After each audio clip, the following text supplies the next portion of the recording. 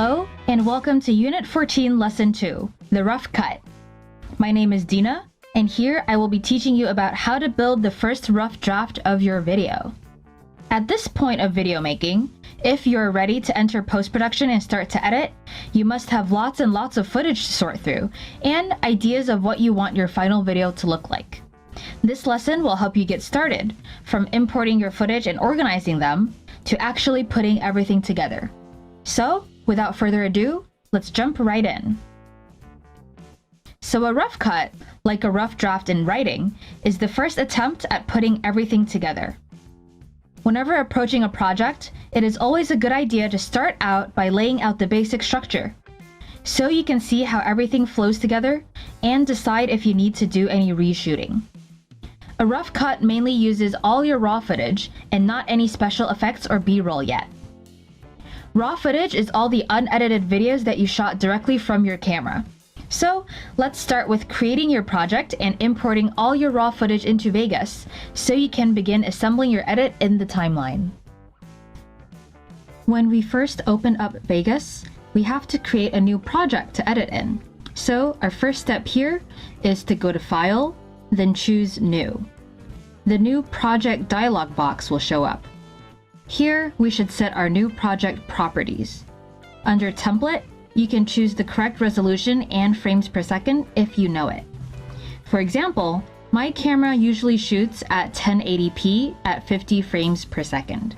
But honestly, if you don't know it, or if you have lots of footage from different places and they may all have different properties, don't worry about it. Just pick a random one for right now, and we can get back to it later. There are a lot of different settings here, including all the tabs on the top, but for the most part, let Vegas do its job, keep the default settings, and you don't have to mess with any of the settings here.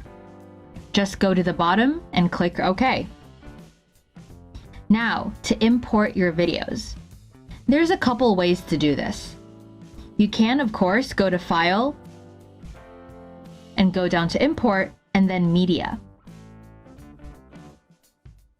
That will open up your computer files, and you can choose your footage from where you have saved it on your computer, then click Open to import them.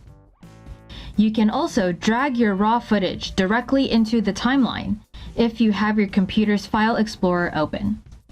No matter what way you use, the most important part here is to make sure your files are all organized first. Name your files. Name your folders. I cannot stress how important this is. It is so easy to forget where things are. And naming things Video 1 or My Video really don't help at all. So, what I like to do first is make sure all the footage is organized on my computer before I even start importing.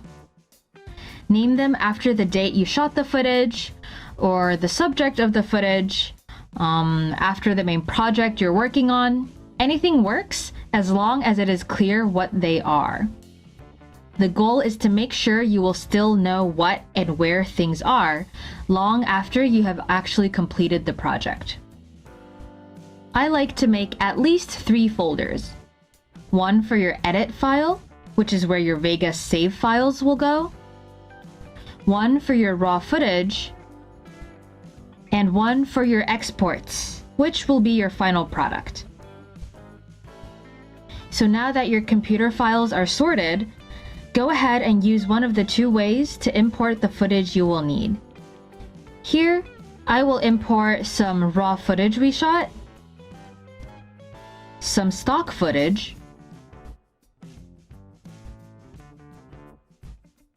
a couple photos, and a song for the background. Remember that you can use Shift or Control to select multiple files at once. Shift will select all the files in between the ones you choose, or use Control to only select the ones that you want. Once you have selected all your footage and media, this is when I typically make sure I save my project. Right now it should say Untitled up top, and have a little asterisk star next to the title. The star means that the current edit you are working on has not been saved yet. So go ahead and click Save, or use your keyboard shortcuts. And if you are saving for the very first time, the dialog window Save As should pop up. Again, rename your project to something relevant and clear, and make sure it is in the right place on your computer so you can find and open your project again after you close it. So for our example here, let's call it Marketing Promo and put it right inside the Edit folder I made earlier, so I can find it easily in the future. Once you're sure, just click Save. Make sure you're saving periodically in case of a crash or any accidents. I don't want you to lose all of your hard work. Alright, now that everything is safe and secure, you should see all of your imported media inside of the All Media bin on the left of the Project Media window. Vegas automatically sorts your media by type.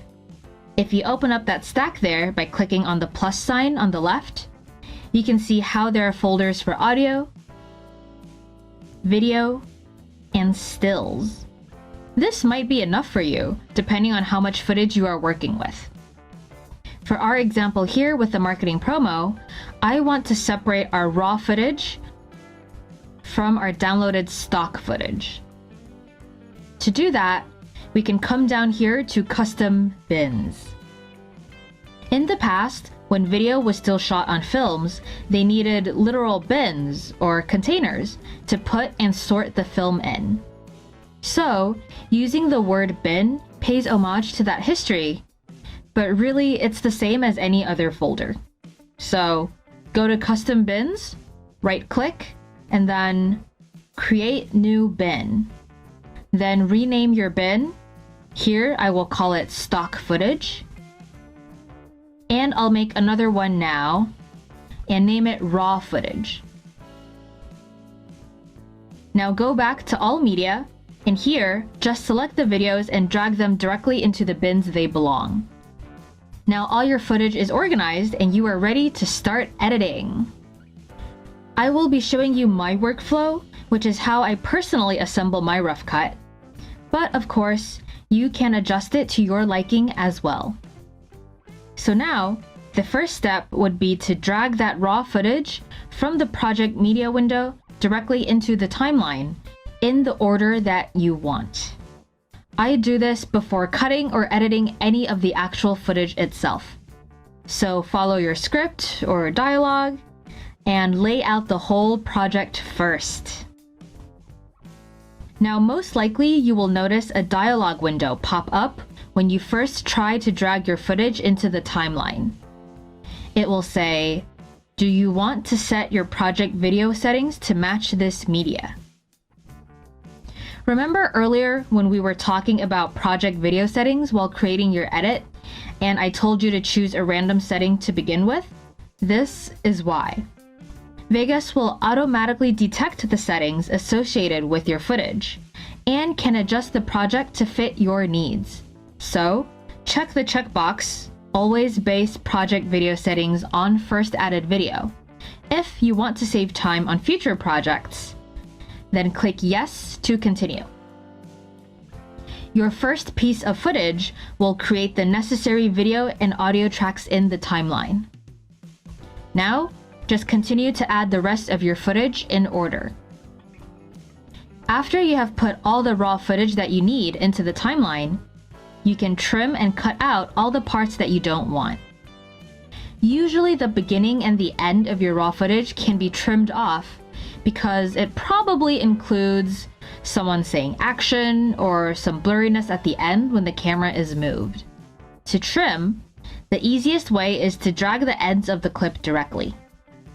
When you move your cursor to the ends of a clip, you see it turn into this double arrowed icon here. Just click and drag, and you can make the clip longer or shorter. Now that you've trimmed off both ends, you might want to cut some other parts as well. If you need to cut out a part in the middle, or for example, if you only need the first 5 seconds of a 2-minute video and the ends are too far to get to, the split tool is your best friend. First, determine where exactly in your clip you want to cut or split apart.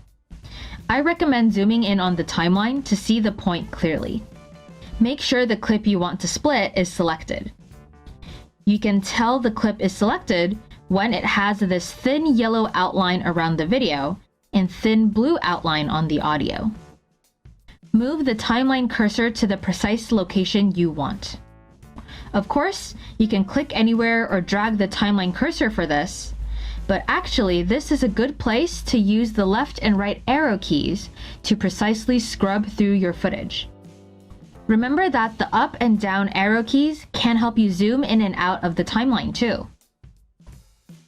Using the left and right arrow keys will move the timeline cursor in the smallest increment that is currently on the timeline, going all the way down to 1 frame at a time if you are zoomed in enough. Then press S for split. You could go into Edit, Split, but using the keyboard shortcuts are much more convenient.